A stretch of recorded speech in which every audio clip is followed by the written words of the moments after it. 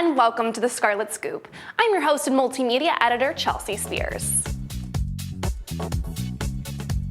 Fighting sexual violence at Ohio State. That's what undergraduate student government is trying to do. USG recently formed a task group and released a sexual violence report specific to OSU. The group conducted a survey of more than 600 students, and here's what they found.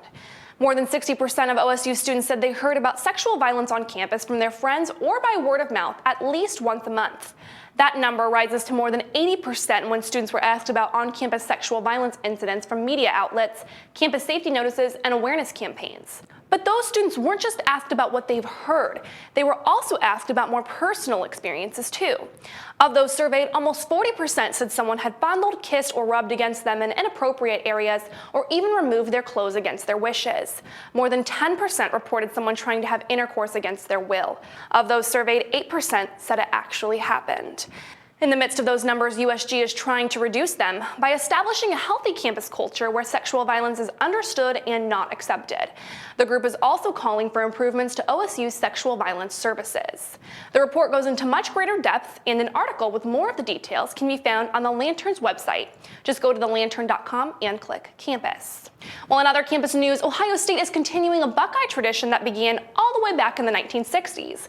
The new dorms being built on North Campus will all be named after OSU military vets. The Board of Trustees has already picked out the names that will be used. Those dorms will be named after 4 men and women who served in wars after World War II.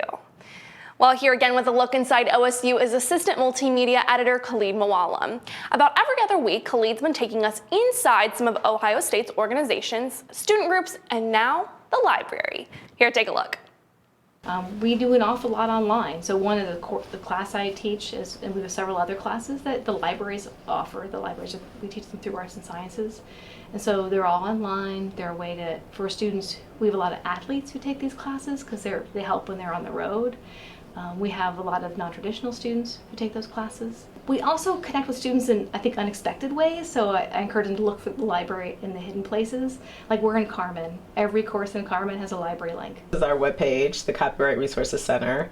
You can find us on the University Library's main page if you go to Projects and Initiatives, Copyright Resources Center, or you could just Google for Copyright Resources Center and you'll find us. We seek out and we systematically buy all of the very expensive textbooks for high enrollment GE classes. So the threshold keeps changing, but I think if it's $50 or more, we will buy the textbook. And we put it on a short-term loan. Librarians will call it the reserves of reserve. And the cool thing about the GE textbooks, a student shared with me that she found that using the 2-hour loan book made her a more effective student. Like, 'cause she only had 2 hours with that book, so she was getting A's in that class. To her surprise. She thought it would be a hard class. She wasn't looking forward to it. But because she was forced to do the work in those 2 hours and consistently kept up, she was doing really well. She was excited about it. I think there are a number of services. We have a number of different ways in which students can contact one of us, be it one of our subject librarians who is expert in a particular field, biology or English or chemistry or whatever, or one of our generalist staff or student workers who are also able to assist. Students will take advantage of the people that are also in this space to help them. So another way to get help from a real live person through chat, and if you're in a research database, say Academic Search Complete through EBSCO, there's a little chat window in the side, I think it's on the right side, where you can chat with a live person who can help you with that. So I think that the people here are one of the untapped resources. If you know of anyone or anything on OSU's campus that you think deserves a profile, drop us a line at lanternnewsroom@gmail.com.